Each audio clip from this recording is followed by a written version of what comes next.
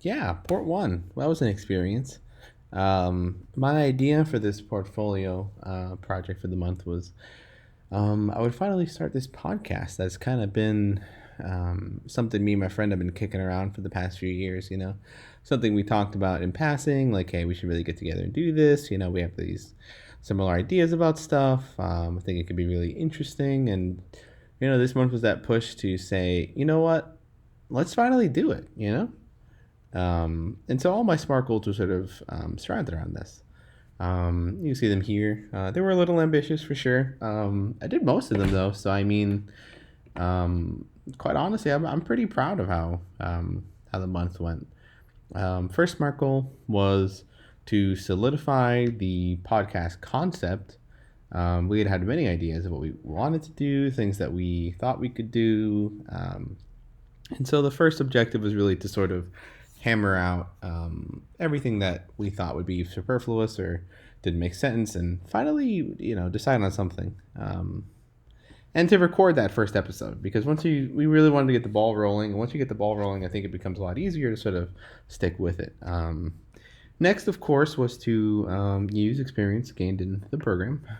And my partner, who happens to be very familiar with audio editing, to make it sound not bad. Listen to a lot of podcasts where the audio is just really crunchy. And even though it might be stuff that I like, I end up honestly like turning it off and stop listening to it just because the quality of the audio is just so low. Maybe that's just me being spoiled with high production podcasts, but I mean, I'm not the only one who feels this way. Last one, which is pretty important in terms of making our podcast relevant, was figuring out how to post a dang thing, and then maybe starting like a social media page for it, and starting to interact with people, maybe put out some content, figure out how to get this thing in front of people. And so for our first, or rather my first SMART goal, which was to solidify the podcast concept and record the first episode, honestly took a little more time than I was expecting. It took me like a full week to really even think about what are what are even my interests, or like what am I passionate enough about that I can sit in front of a microphone with somebody else and just talk about it for an hour, or like look into something. This is kind of tough for us. Also, coordination with somebody who works, full time. My friend who we're doing the podcast with, it can be really tough. We found we really just had to like sit down and be like, okay, we're going to be recording. Let's do this at this time. We can't just we can't shoot this one from the hip. There has to be a schedule that we set up. Otherwise, we're never going to do this. Um, and when we did that, we were finally able to coordinate and figure out exactly what we wanted to do, which was essentially media analysis, something that we find really fun and interesting to do. Um, yeah, no, just this whole process working through it with another person was challenging in its own ways, but also rewarding in its own ways. And as a group, you guys sort of come to like, yeah, we're happy with what we've done.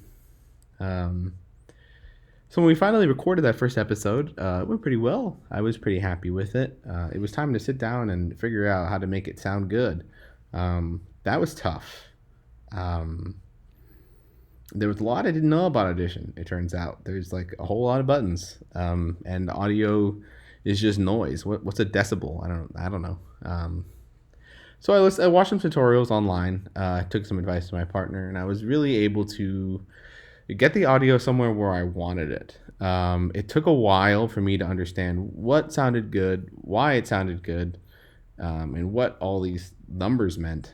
But once I figured it out and had it explained to me, it was really fun to do, to figure out what sounds made what sound good.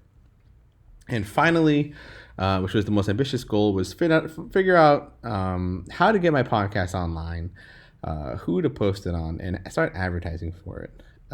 Honestly, this was much harder than I thought. Turns out you can't just upload podcasts and audio. You have to like there's like a service you have to sort of enroll yourself in. You have to well, you probably know this, but you have to upload it to a website that will then give you a data code that you can input on the popular podcast distribution websites. Boy, boy, oh boy, it was quite a thing to learn. I was able to find a free site to finally upload my podcast. But by the time I was done with all this, I was like, oh boy, I need a minute. I need a break to figure out more of the long term hosting potential of the podcast before we really get out there and start advertising it more. So that's what we're focusing on now, is figuring out how to get like more like a website we can consistently upload on. Because right now we're pretty limited, honestly. And that's it. That's been my month of podcast creation. Thanks for stopping by, listening to my story, my tale. Hope you have a good one.